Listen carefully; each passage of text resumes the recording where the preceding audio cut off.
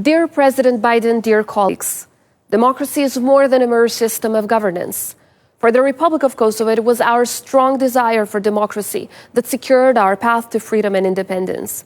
And by strengthening it today, democracy will pave our way for a brighter future within Euro-Atlantic institutions. At its very heart, democracy is fundamentally about having the right to choose your path, your future, and your destiny. The people of Kosovo have chosen their path.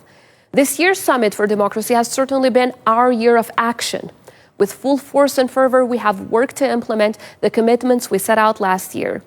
But the year of action has also been a year of substantial global challenges, with indiscriminate and flagrant violations of human rights happening across the world as we gather here today. Kosovo knows too well what it's like for an innocent people to be on the receiving end of a brutal and genocidal war, which is precisely why, without a second thought, we immediately imposed sanctions against Russia and have relentlessly supported the people of Ukraine.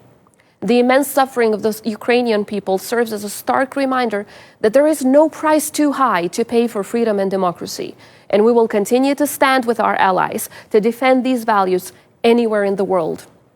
Over the past year, we have made significant progress in advancing our democracy, strengthening the rule of law and fighting corruption.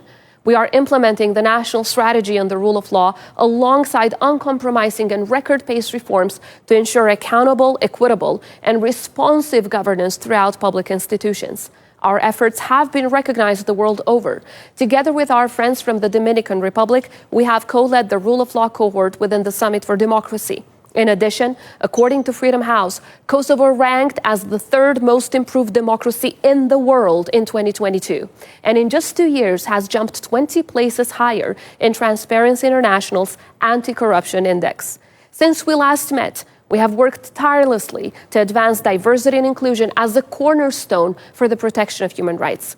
We committed to establishing the Presidential Council for Democracy and Human Rights, and we delivered. This council has ensured oversight for our pledges and commitments by the highest institutions in the country and across every layer of governance. And its work will continue beyond the second edition of the summit. We are also proud to report the adoption of a bold national strategy against gender-based violence and for having taken meaningful steps to guarantee women's rightful place in public institutions and decision-making roles. A strong democracy is a democracy that also delivers for women. We have made significant strides, but as long as women continue to face misogyny in the workplace, violence at home, silencing in the classroom, or abuse while walking down the street, this battle is far from over. During this year of action, Kosovo has led the global discussions on advancing women's rights by hosting the International Forum on Women, Peace and Security, with over 500 thought leaders from 6 continents. And this coming October, we'll look forward to welcoming you all for the second edition in our capital, Pristina. Dear colleagues, our commitment to democracy isn't just a summit pledge. It's our everyday existence on the front line against autocracies. Our commitment has and always will be unbreakable. Our commitment to working with partners across the world to defend and nurture it is equally so. As President Biden recently said, it is in moments of great upheaval and uncertainty that knowing what you stand for matters the most. And knowing who stands with you makes all the difference.